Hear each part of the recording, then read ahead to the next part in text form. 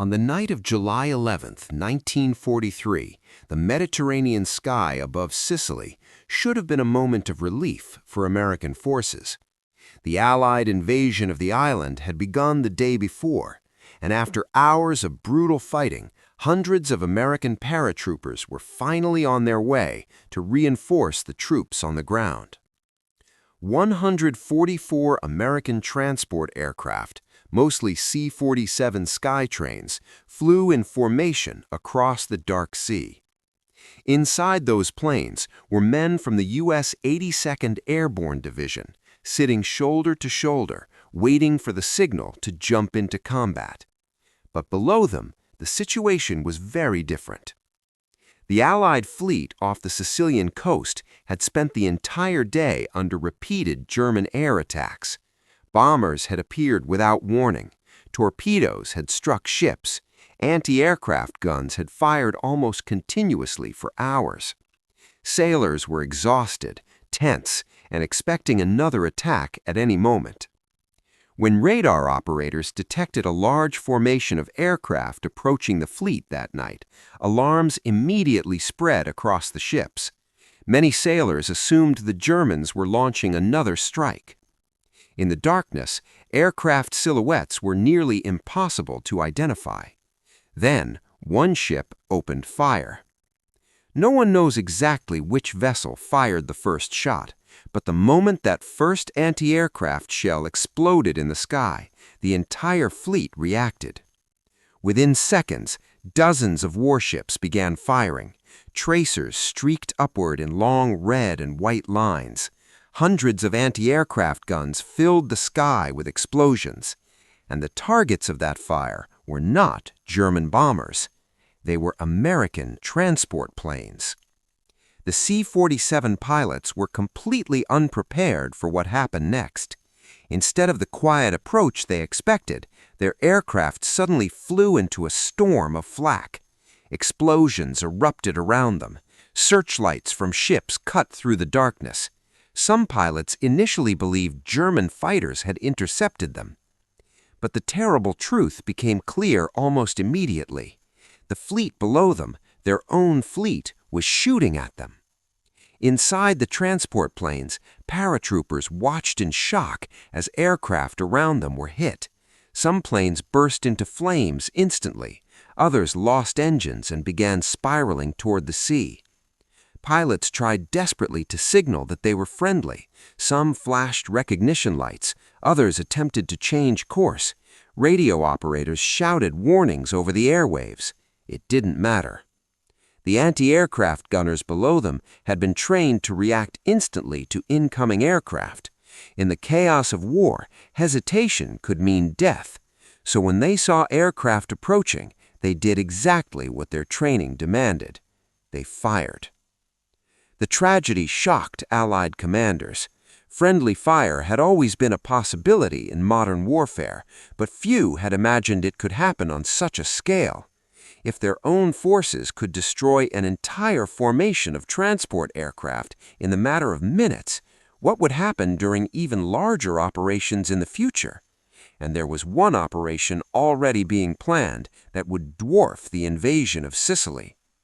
An operation that would involve thousands of aircraft flying over ships and troops at the same time. If the same mistake happened again, the consequences could be catastrophic. The disaster over Sicily forced Allied planners to confront a terrifying problem. In the chaos of modern war, identifying friend from foe in the sky was far more difficult than anyone had expected, and unless they found a solution, the next friendly fire disaster might be even worse. In the months after the disaster over Sicily, Allied commanders faced a problem that seemed simple at first, but turned out to be incredibly difficult to solve. The tragedy had shown that in modern warfare, the biggest danger sometimes came not from the enemy, but from confusion between allies.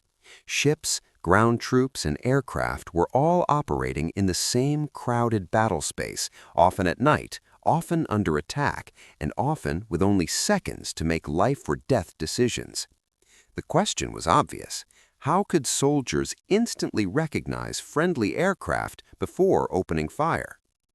After Sicily, investigations were launched across the Allied command structure. Naval officers interviewed anti-aircraft gunners. Air Force commanders questioned pilots who had survived the attack. Reports were written and circulated between American and British planners. The conclusion was deeply unsettling. The men who had fired on the American transport planes had not made a reckless mistake. In fact, they had done exactly what their training required. German aircraft had attacked the fleet earlier that same day. Radar had detected incoming planes. The ships had only moments to react. In the darkness, silhouettes of aircraft looked almost identical. German bombers, British bombers, and American transport planes all had roughly similar shapes when seen from below at night. By the time someone tried to identify them properly, it was often already too late. What the Allies needed was something that could be recognized instantly, even by a nervous gunner staring into the sky for just a split second. Throughout 1943 and early 1944, several identification systems were tested. One method involved special signal lights mounted on aircraft wings. Pilots could flash coded patterns to signal that they were friendly, but this required the gunners on the ground to recognize the signal and trust it.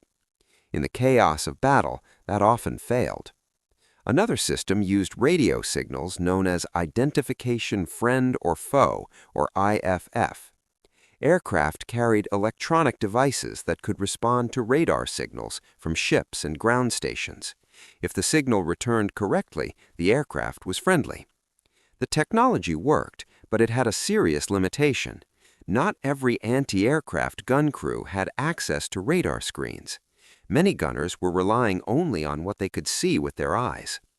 The real solution had to be something visible, something unmistakable, something that could be recognized even in a split second. By early 1944, the Allies were preparing for the largest amphibious invasion in human history. The planned assault on German-occupied France would involve thousands of ships and thousands of aircraft operating in the same narrow stretch of airspace above the English Channel and the beaches of Normandy. Fighter planes, bombers, transport aircraft, gliders, reconnaissance planes, and naval aircraft would all be flying at the same time. Anti-aircraft guns would be everywhere, on ships, on landing craft, and eventually on the beaches themselves. If the confusion that happened over Sicily occurred during this invasion, hundreds of Allied aircraft could be shot down by their own side. The risk was so serious that Allied commanders began searching for a visual solution that would work instantly. The idea that finally emerged was surprisingly simple: paint. Specifically, large black and white stripes painted across the wings and fuselages of Allied aircraft. The stripes would be thick, bold, and impossible to miss. German aircraft did not carry these markings. If a gunner saw a plane with the stripes, it was friendly. If the stripes were missing, the aircraft could be treated as hostile. The plan seemed almost too simple, but the real challenge was not designing the stripes. The challenge was applying them to thousands of aircraft in an incredibly short amount of time. The decision to use the markings was finalized only days before the invasion. That meant every Allied aircraft scheduled to participate in the operation had to be painted almost immediately. Across southern England, airfields suddenly turned into giant painting workshops. Fighters, bombers, transport planes, even gliders were lined up across runways and taxiways. Ground crews were given basic instructions for the stripe patterns, alternating black and white bands painted across the wings and around the rear fuselage. The stripes had to be large enough to be visible from the ground and from the air. But there was a problem. There was no time to do it properly. Many airfields did not have enough spray equipment to paint the stripes quickly. Instead, mechanics and ground crews grabbed whatever they could find: mops, brushes, even brooms. Buckets of black and white paint were carried out onto the airfields. Crews climbed onto wings and began painting as fast as they could. The work continued day and night. Paint dripped down the sides of aircraft. Lines were uneven. Some stripes were crooked or different sizes. In many cases, the crews ignored precise measurements entirely. Speed mattered far more than perfection. Pilots joked that their aircraft looked like flying barber shops, but nobody complained. Everyone understood what was at stake. Within roughly 48 hours, thousands of Allied aircraft across England had been marked with the bold stripes. Then came June 6, 1944, D-Day. Before dawn, the skies above the English Channel filled with aircraft heading toward Normandy. Transport planes carried airborne troops, gliders followed behind them, fighter planes patrolled the skies, bombers flew ahead to strike German defenses. Below them, an enormous Allied fleet was crossing the Channel toward the invasion beaches. For the first time, thousands of ships and aircraft were operating in the same battle space under combat conditions, and the system worked. Anti-aircraft gunners could immediately recognize Allied planes because of the bold stripes. Pilots reported that even from miles away, the markings were visible. The black and white bands became one of the most iconic visual symbols of the D-Day invasion. More importantly, they prevented the kind of catastrophic friendly fire disaster that had occurred over Sicily. Allied aircraft flew over the invasion fleet throughout the day, and the massive anti-aircraft batteries below held their fire. For the planners who had worried about another tragedy, it was a huge relief. It seemed that the problem had finally been solved. But war has a way of exposing new problems just when commanders believe they have fixed the old ones. Because 6 weeks after D-Day, a different kind of mistake would produce an even more shocking friendly fire disaster. And this time, the deadly confusion would not come from nervous gunners firing at aircraft in the sky. It would come from the sky itself. By the summer of 1944, Allied forces had been fighting in Normandy for more than a month. The D-Day landings had succeeded, but the campaign that followed was far harder than many commanders had expected. Instead of breaking quickly, the German army had dug in across the countryside of northern France. The terrain made the situation even worse. Much of Normandy was covered in thick hedgerows, tall banks of earth and dense vegetation that divided fields into small compartments. Each hedgerow acted like a natural fortress. German machine gun crews and anti-tank teams could hide behind them, forcing American infantry to fight for every single field. Progress was painfully slow.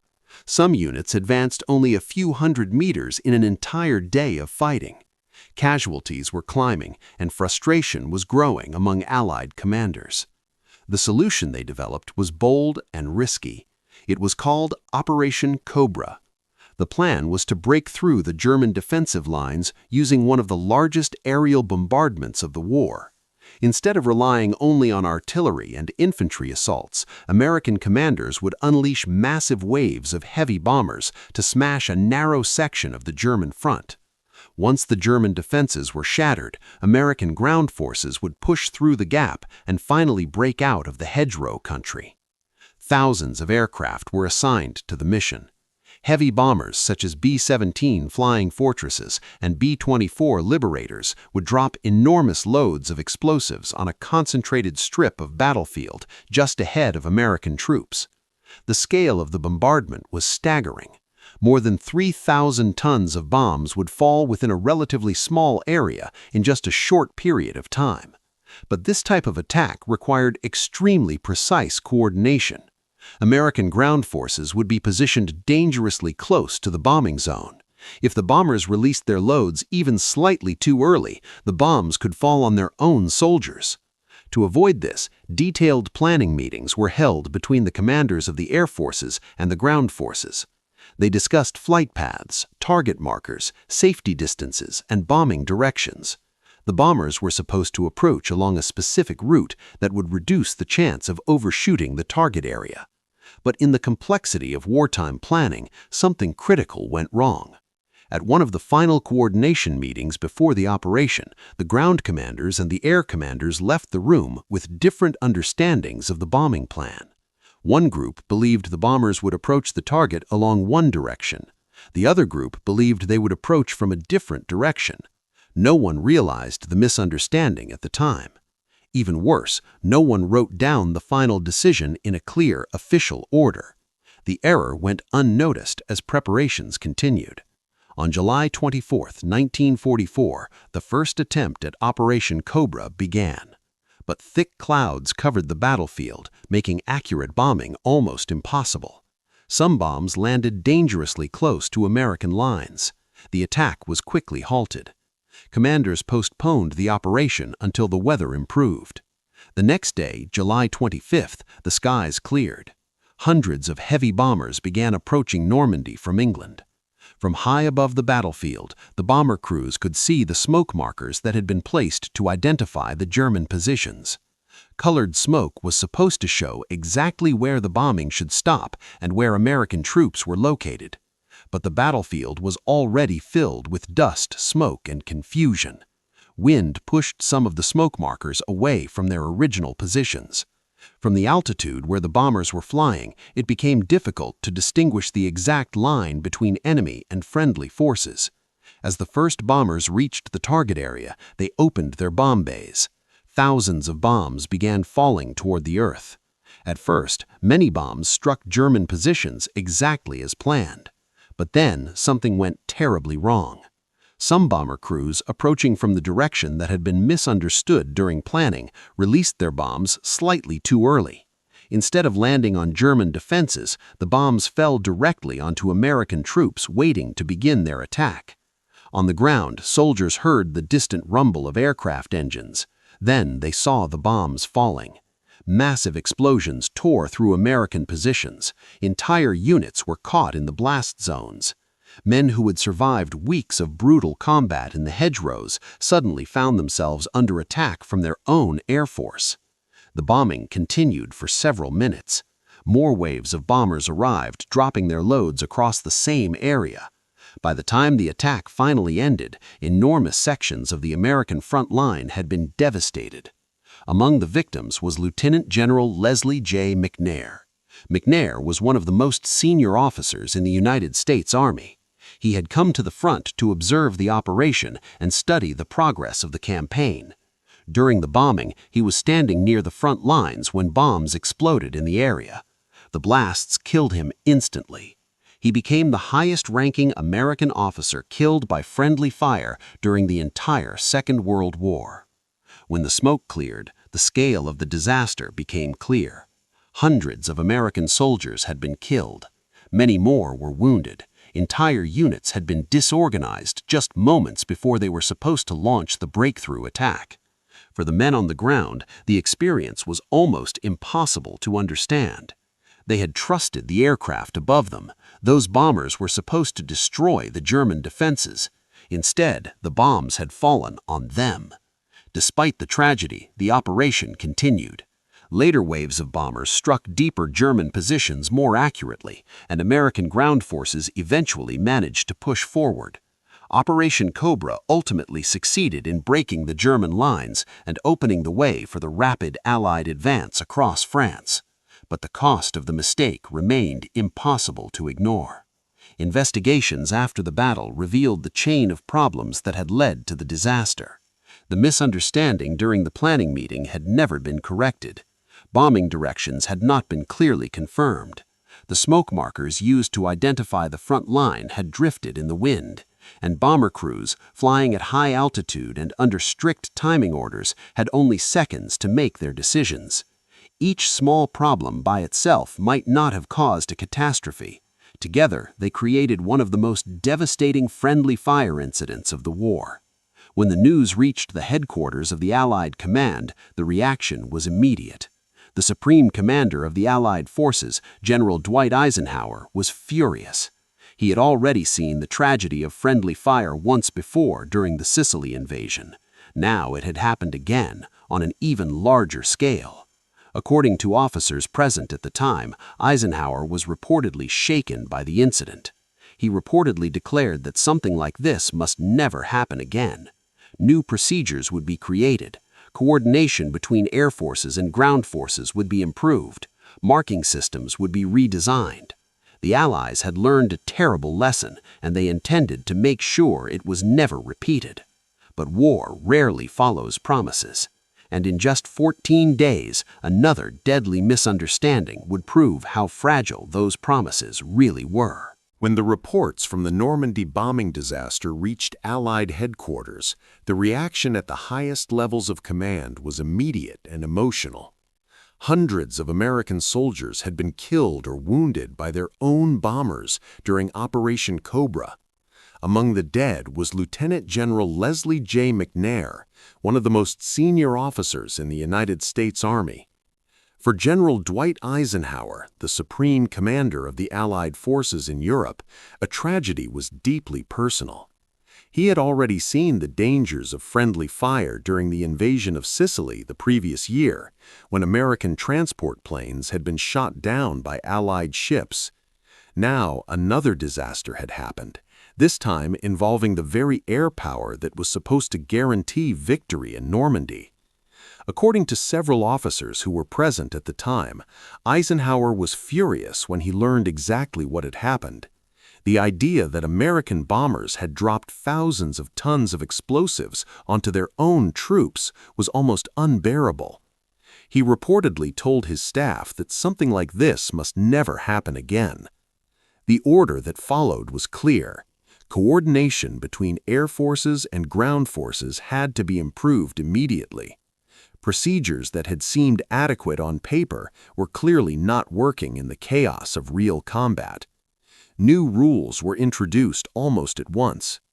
First, communication between ground commanders and bomber units was strengthened. Before any large air attack, both sides were now required to confirm the exact plan in writing. The bombing direction, target zones, and safety distances had to be clearly documented so that no one could leave a planning meeting with different assumptions. Second, better marking systems were developed to identify friendly positions on the battlefield. Ground troops were given colored smoke, signal panels, and other visual markers that could be seen from aircraft. Third, stricter safety zones were introduced. Bombers were ordered to release their loads farther away from friendly lines unless absolutely necessary. The goal was simple: eliminate confusion before bombs ever left the aircraft. For a brief moment, it seemed that the lesson had been learned. But the battlefield in Europe during 1944 was incredibly complicated. The Allied advance across France was accelerating after the success of Operation Cobra. Armored divisions were pushing forward rapidly, German forces were retreating, and multiple Allied armies were maneuvering across the same regions at the same time. American, British, and Canadian units were often operating only a few miles apart. Different commands were issuing orders, sometimes simultaneously, and every army used its own systems of signals, codes, and procedures. In theory, these systems worked well within each army. Soldiers were trained to recognize their own signals and follow their own procedures. But problems appeared when different Allied forces operated together.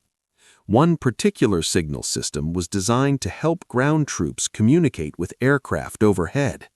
These signals could be used to warn pilots about friendly positions, request support, or mark targets.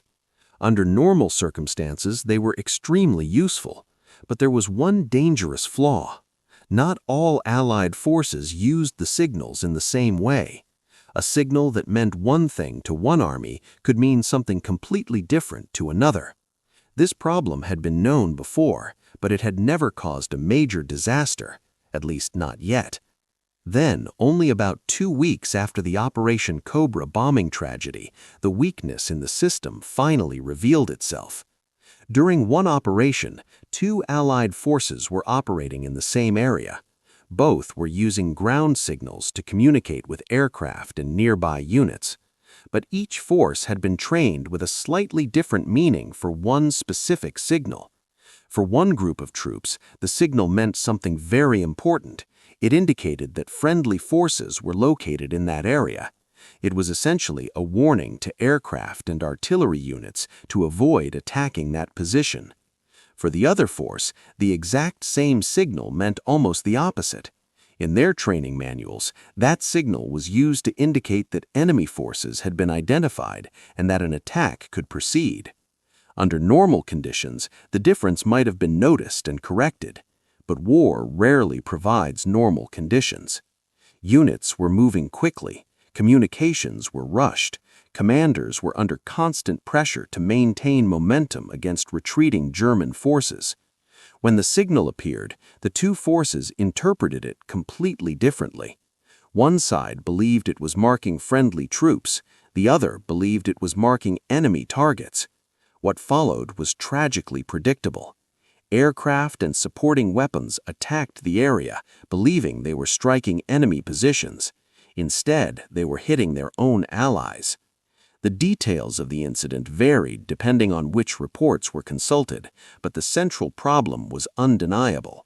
A simple misunderstanding of signals had once again led Allied forces to fire on their own men. For Eisenhower and the senior Allied commanders, the incident was another painful reminder of how fragile coordination could be in a massive coalition war. Even when every army was fighting on the same side, they still had different procedures, different equipment, and sometimes even different assumptions about what certain signals meant. In the calm environment of a training field or planning room, those differences could be identified and corrected. But in the noise and speed of real combat, they could turn deadly in seconds. Once again, new reviews were ordered. Commanders pushed for greater standardization between Allied armies. Signal systems were compared and rewritten. Training manuals were updated so that American, British, and Canadian forces would use the same meanings whenever possible. But even these improvements could not remove the fundamental problem completely. World War II had become a vast, fast-moving conflict involving millions of soldiers, thousands of aircraft, and hundreds of ships operating simultaneously across enormous battlefields. No system, no matter how carefully designed, could completely eliminate confusion in that environment. And friendly fire, tragic as it was, remained an unavoidable risk of modern warfare. For the soldiers fighting on the ground, the possibility of being hit by their own side added another layer of fear to an already terrifying experience. Because the next shell, the next bomb, or the next burst of gunfire might not always come from the enemy. Sometimes it could come from the very forces fighting beside them. By the time the Allies had secured a foothold in Normandy and pushed into France, the scale and complexity of the war had become staggering. Millions of soldiers from multiple nations were fighting side by side, supported by thousands of aircraft and hundreds of ships. The battles were no longer simple clashes between two armies. They were massive operations with dozens of moving parts, each one dependent on precise timing, accurate communication, and complete trust in every unit involved. Despite all the planning, training, and technology, friendly fire remained a constant and deadly threat. In many ways, it was one of the war's most painful and invisible tragedies. Unlike enemy attacks, friendly fire often left few witnesses and rarely received the attention it deserved in official reports. Yet the human cost was enormous. Thousands of Allied soldiers were killed or wounded by their own side during World War II. Some incidents, like the transport planes over Sicily or the bombing during Operation Cobra, became infamous.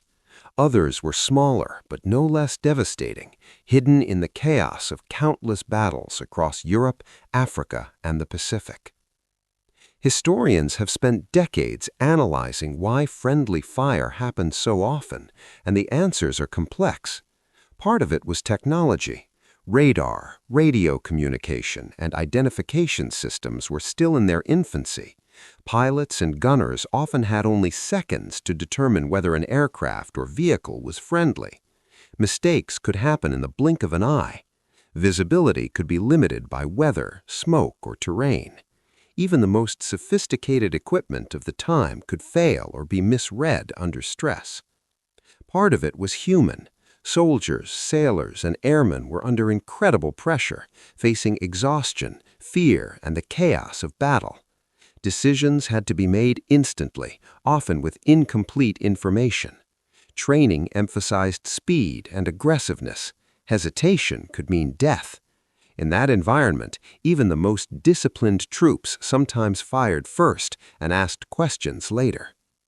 Part of it was organizational. Different Allied forces had different procedures, different equipment, and different assumptions. Even when they were supposed to be coordinated, misunderstandings could arise. A signal that meant safe to one unit might mean attack to another. Commanders could interpret plans differently. Orders might not be clearly written down or communicated. The larger the coalition, the more opportunities for confusion. Despite these risks, the Allies continued to innovate.